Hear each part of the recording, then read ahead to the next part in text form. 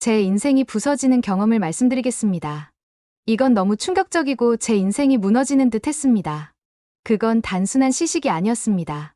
정확히 말하자면 그날 밤 저는 완전히 무너졌습니다. 입에 넣자마자 퍼진 첫 육즙, 고소한 향이 미세하게 코를 타고 올라오고 씹을수록 깊어지는 감칠맛. 제 안에 쌓아온 30년 셰프 경력이 산산조각 나는 기분이었죠. 그 고기는 부드러움으로 승부하지 않았습니다. 느끼하지도 인위적이지도 않았습니다. 그런데도 단 한 점만으로도 머릿속이 멍해졌습니다. 제 옆에 있던 한국 셰프는 아무 말도 하지 않았고 전 말없이 젓가락을 내려놓았습니다. 진짜 충격은 그 뒤였습니다. 제가 먹은 고기의 이름이 한우라는 사실. 전 믿을 수 없었습니다. 이 고기가 왜 미국에 수입되지 않는 건지, 왜 지금까지 아무도 내게 이걸 알려주지 않았는지. 시청자분들의 귀한 1초. 구독과 좋아요, 알림 설정이 영상 제작에 큰 힘이 됩니다. 지금부터 시작합니다. 끝까지 시청 부탁드려요. 제 이름은 마커스 브라운입니다. 로스앤젤레스에 있는 미슐랭 2스타 레스토랑의 수석 셰프로 일하고 있죠. 제 요리 인생은 어느덧 30년을 넘어섰습니다. 수많은 재료, 수많은 식재료 브랜드를 다뤄봤지만 제게 있어 가장 예민하고 진지하게 다루는 재료는 단연 소고기입니다. 고기의 상태, 도축일, 숙성 방식, 사료의 성분까지 확인해야 직성이 풀리는 성격입니다. 그래서 제 레스토랑의 메뉴에 올라가는 고기들은 전부 제가 직접 먹어보고 선택한 것들입니다. 최근 한 가지 흥미로운 변화가 있었습니다. 작년부터 한국인 손님이 꾸준히 늘기 시작했거든요. 대체로 조용하게 식사하고 계산대에서는 꼭 감사합니다 라는 한국어를 남기고 가시더군요. 서비스 담당자도 그분들의 태도나 반응이 무척 인상 깊다고 말했습니다. 한 손님은 직접 손편지를 남기기도 했습니다. 그날 이후 저는 자연스럽게 한국이라는 나라에 관심을 갖게 됐고, 마침 아시아 지역으로의 분점 오픈을 검토하고 있던 시점이라 출장을 겸해 한국을 방문하기로 결정했습니다. 일종의 시장 조사이자 미식 트렌드 파악이 목적이었습니다. 동시에 저희 매장을 자주 찾아주시는 한국인 고객들에게 감사의 의미로 한국식 메뉴를 하나쯤 구성해보고 싶다는 생각도 있었습니다. 저 자신이 직접 체험해보지 않으면 결코 메뉴에 넣지 않는 철칙을 지키기 위해서라도 이 방문은 꼭 필요했죠. 한국의 한우라는 고기는 이름만 들어본 정도였습니다. 미국에서도 일부 프리미엄 고기 유통업체들이 소개는 하지만 대부분 가격이 너무 높거나 수급이 어렵다는 이유로 보류됐던 기억뿐입니다. 와규는 비교적 접할 기회가 많았지만 한우는 여전히 베일에 쌓인 존재였습니다. 서울에 도착하자마자 놀란 건 거리 곳곳에 있는 고깃집 간판들이었습니다. 한우 1등급 툭불이라는 표현이 유난히 눈에 띄었고 마장동이라는 정육 도매 시장에 대해 안내해주는 기사도 눈에 들어왔습니다. 제법 전문성이 느껴지는 분위기였습니다. 단순한 거리 음식이나 트렌드 차원의 접근이 아니라 이 나라 사람들은 진짜 고기에 대해 공부하고 평가하며 삶 속에서 소비하고 있다는 인상을 받았습니다. 그날 밤 서울의 한 유명 셰프와 만나 저녁 식사를 함께하게 되었습니다. 그는 한국의 제철 식재료를 주제로 한 코스 요리로 미슐랭 1스타를 받은 인물이었고 저와 마찬가지로 현장 중심의 사고방식을 가진 요리인이었습니다. 첫 인사 자리에서 그가 했던 말이 인상 깊었습니다. 마커스 셰프님, 한국에서 음식 이야기를 하려면 고기부터 보셔야 해요. 특히 한우는 단순한 식재료라기보다 저희 식문화의 축 같은 존재입니다. 그 말에 저는 고개를 끄덕이면서도 솔직히 말하면 의심도 들었습니다. 전 세계의 고기를 다뤄본 저로선 그저 고기일 뿐이지 뭐가 다르겠느냐는 마음도 있었죠. 하지만 한편으론 제 스스로도 그 차이를 확인해보고 싶었습니다. 과연 그들이 말하는 한우라는 고기가 제 손끝을 멈추게 만들 정도로 다를 수 있을지. 그리고 그날 저녁, 제 고기 인생의 균열은 아주 조용히 시작됐습니다. 그건 단순한 시식이 아니었습니다. 정확히 말하면 저는 완전히 무너졌습니다. 그날 저녁 성수동의 조용한 한식 공간에서 마주한 한우 한 점. 그 순간은 마치 내가 지금까지 쌓아온 모든 경력이 도전받는 듯한 충격이었죠. 고기의 결이 너무 곱고 고르게 분포된 마블링은 미적으로도 완벽했고 냄새는 전혀 비리지 않았습니다. 심지어 구워지는 과정에서 나는 고소한 향조차 자극적이지 않고 은근했습니다. 정제된 불 앞에서 조리된 고기는 미세하게 탄 부분 없이 은은한 색으로 그릇에 올려졌고 그 모든 과정이 너무 자연스럽고 조용해서 오히려 숨이 막힐 정도였습니다. 첫 입을 넣는 순간 혀끝에서 전해지는 미묘한 감촉이 달랐습니다. 단순히 부드러운 것이 아니었고 그 속에 진한 육향과 볶은 곡물 같은 고소함이 겹겹이 얹혀 있었습니다. 감칠맛이 도드라지되 지나치지 않았고 목으로 넘어갈 땐 마치 차 한 잔을 마신 것처럼 은근한 향이 남았습니다. 이런 풍미는 와규에서도 프라임 비프에서도 느껴본 적이 없었습니다. 함께 나온 반찬들은 기본적인 김치, 나물, 장류뿐이었지만 모든 구성에서 과함이 없었습니다. 특히 셰프가 설명해준 제철 채소와의 조화는 감탄을 자아냈습니다. 단순히 건강을 위한 구색이 아니라 고기의 풍미를 받쳐주는 정교한 설계처럼 느껴졌습니다. 어떤 음식도 고기를 덮지 않았고 동시에 고기만 튀지도 않았습니다. 저는 그 자리에서 마늘 한 조각을 구워 고기와 함께 먹었고 된장에 살짝 찍은 조합도 시도해봤습니다. 그런 방식은 처음이었지만 믿기 어려울 만큼 맛의 균형이 좋았습니다. 숯불향, 고기 결, 채소의 단맛, 된장의 짠맛까지 하나로 어우러졌고 그 조화는 기술로 흉내낼 수 없는 경지였습니다. 한우는 단지 부드럽다는 수준에서 멈추지 않았습니다.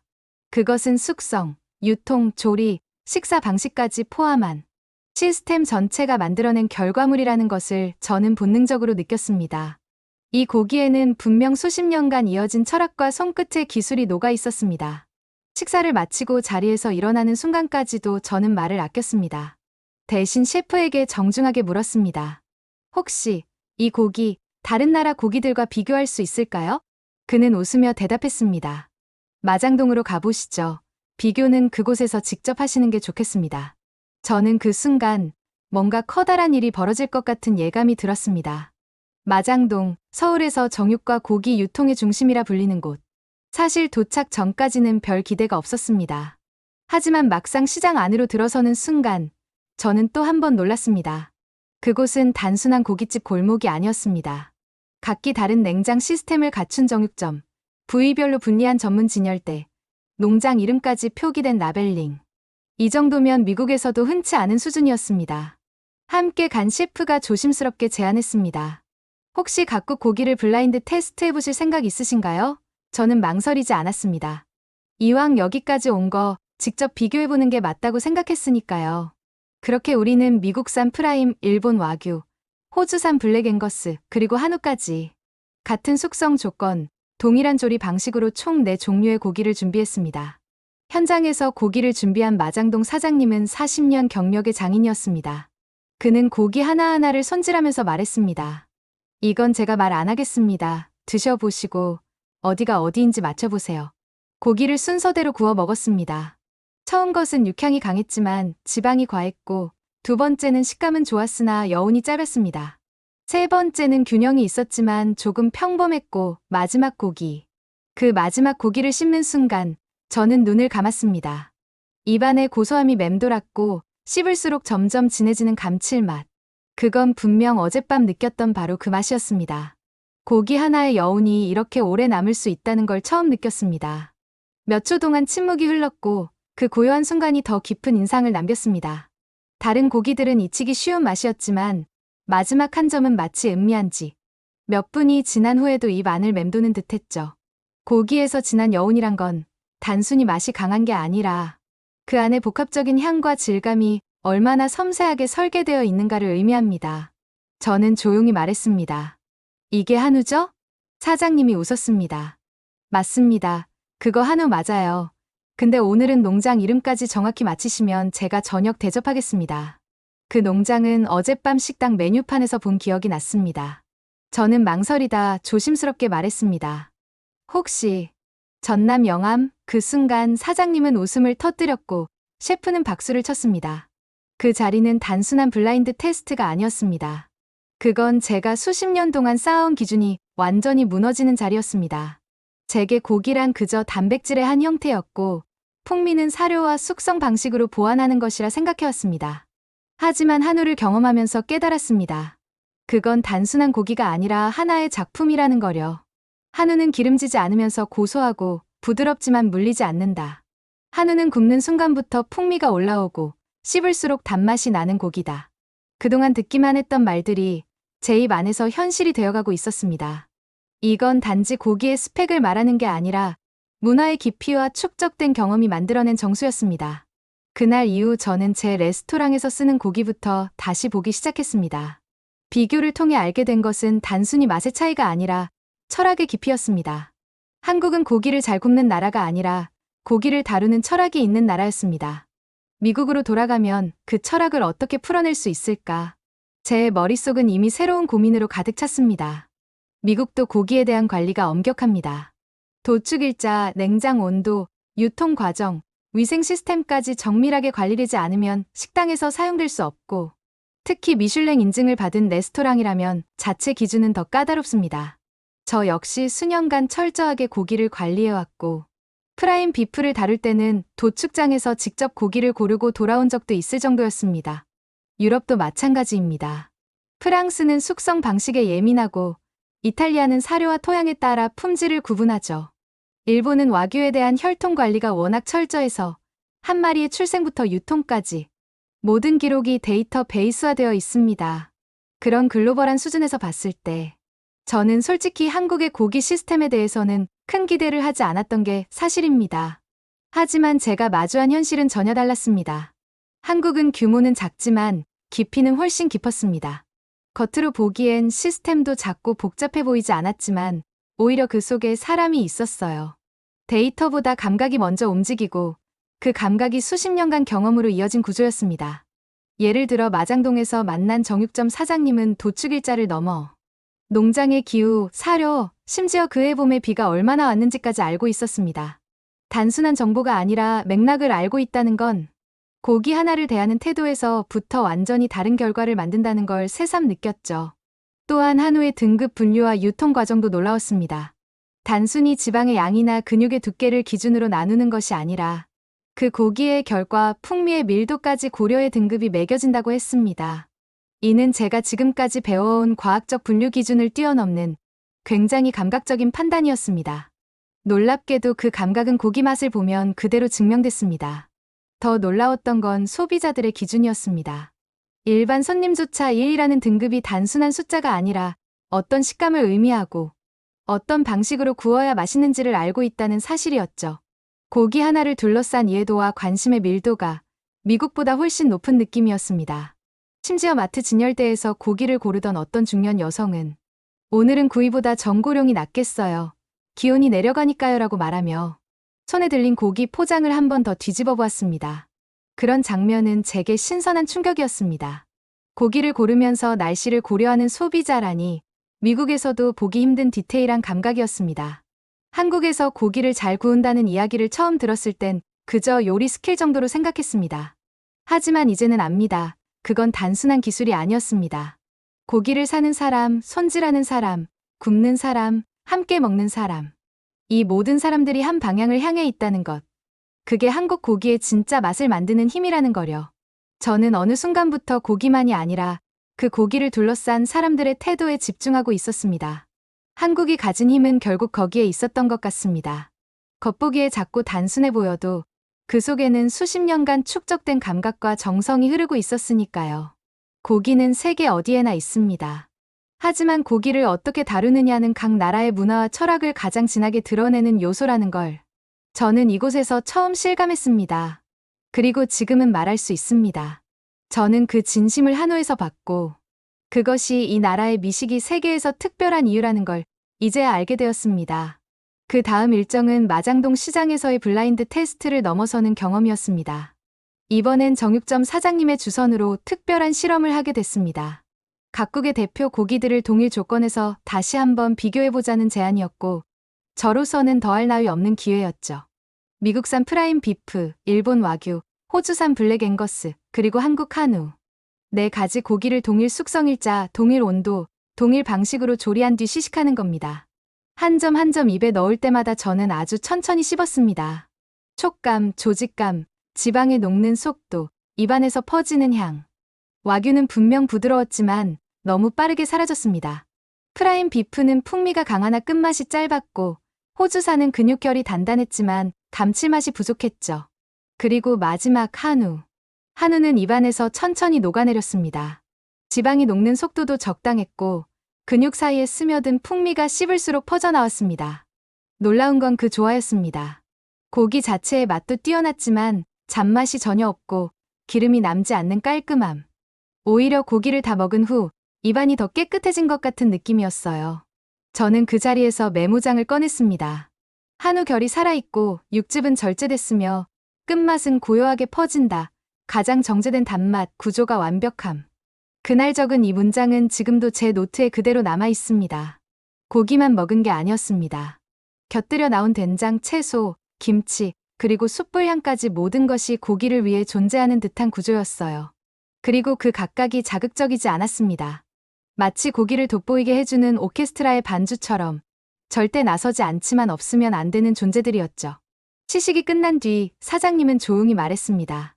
셰프님, 이제 직접 보셨으니까 왜 우리가 이 고기를 고집하는지 아시겠죠? 저는 고개를 천천히 끄덕였습니다. 알겠습니다. 이건 단순한 취향의 문제가 아니네요.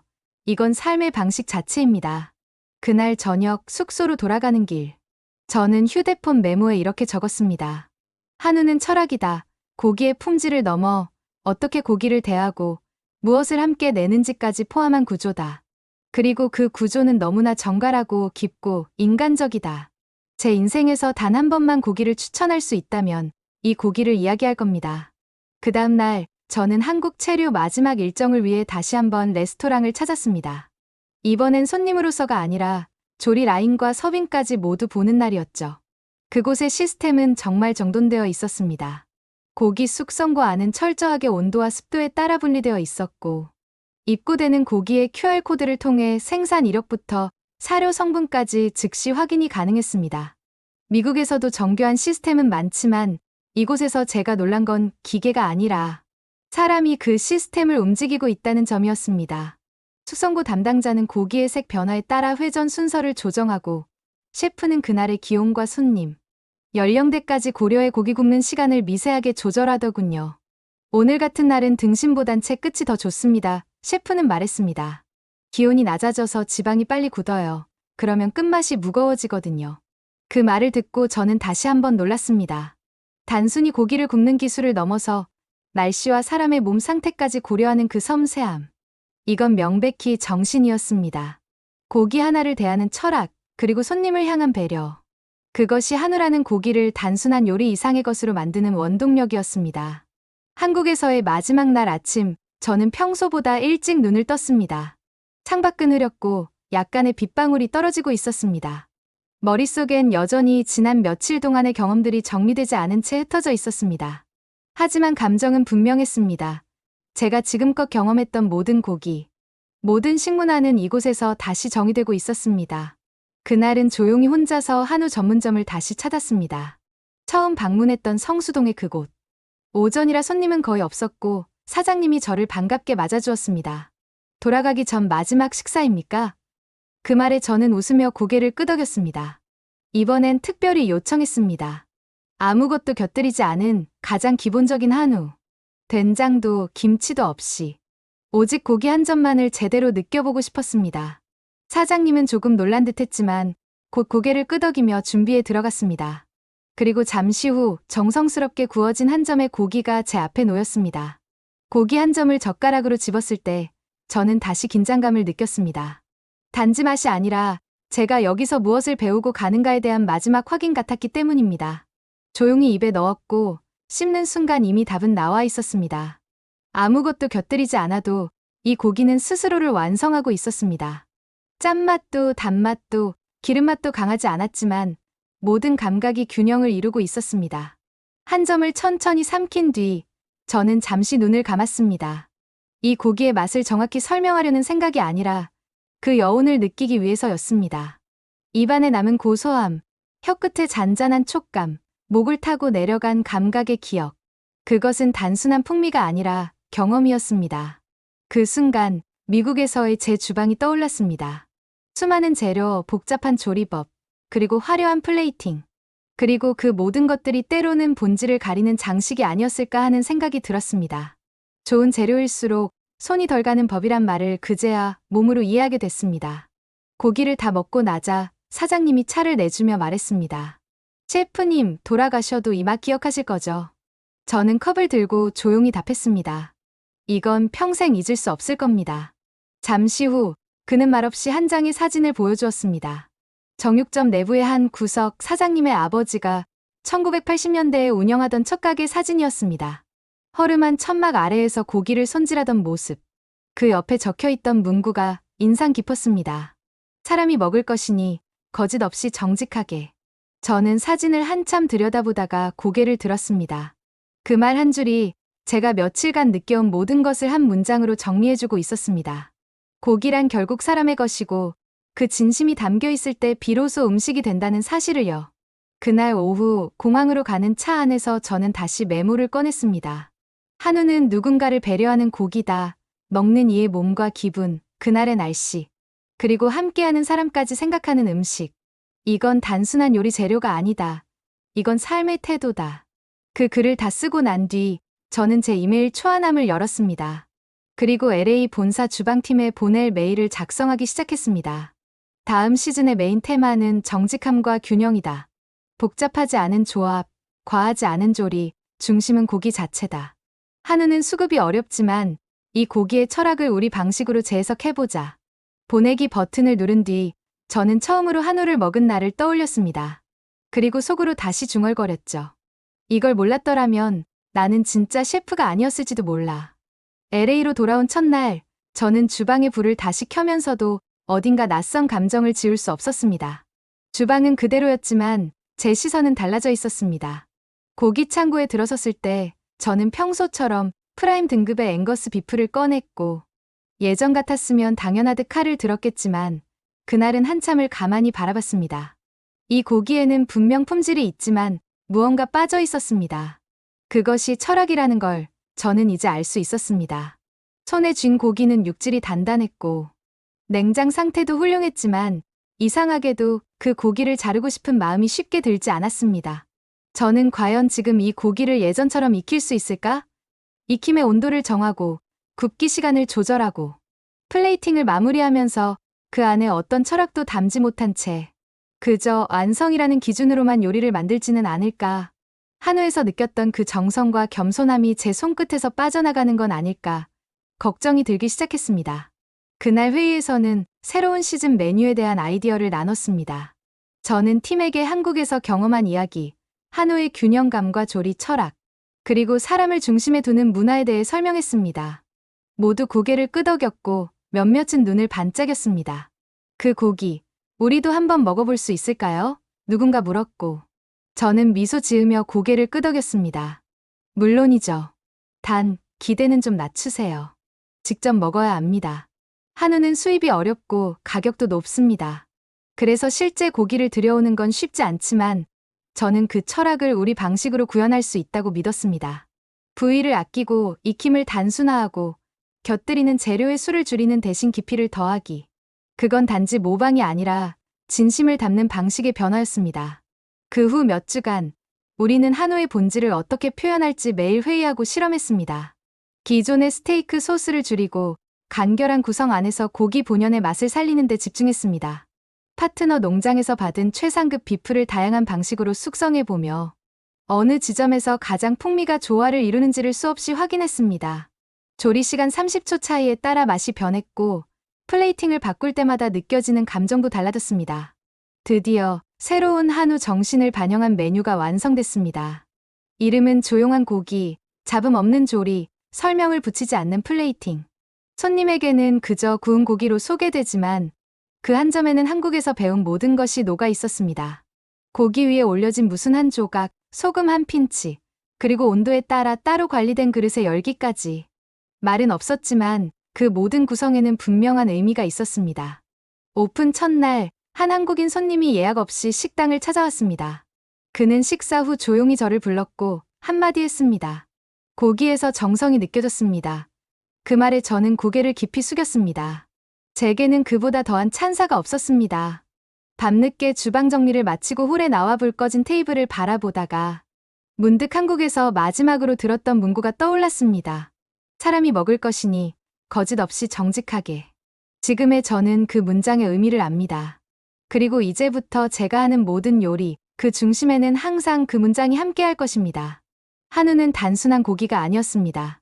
그것은 제가 잊고 있었던 요리의 본질이었고 사람을 향한 배려였고 셰프로서 지켜야 할 가장 중요한 기준이었습니다. 저는 더 이상 고기를 단순히 조리하지 않습니다. 이제는 그것이 어디서 왔고 누가 길렀으며 어떤 마음으로 전달되었는지를 먼저 생각합니다. 그 과정이 담겨 있을 때만이 고기는 요리로서 완성되며 누군가의 기억에 남는 한 점이 됩니다. 어디에서든 어떤 재료를 쓰든 그 정신을 지키는 한전은 요리사로서 부끄럽지 않을 것입니다. 그리고 언젠가 다시 한국을 찾게 된다면 저는 꼭 다시 그 고기 한 점을 먹고 싶습니다. 제게 요리를 가르쳐준 말 없는 스승이었으니까요. 조용한 고기, 그러나 평생을 바꿔놓을 만큼 강렬했던 고기. 저는 이제 그 이야기를 제 요리로 말하려고 합니다. 그건 한우의 맛이기도 하지만 결국 사람의 이야기입니다. 그리고 대한민국의 이야기이기도 합니다. 비교적 작은 국토에서 제한된 자원 속에서도 사람 하나하나가 고기의 철학을 담고 조리법보다 태도를 먼저 고민하며 손끝에 정직함을 담아내는 나라. 그 정신이 바로 한우에 고스란히 배어 있었습니다.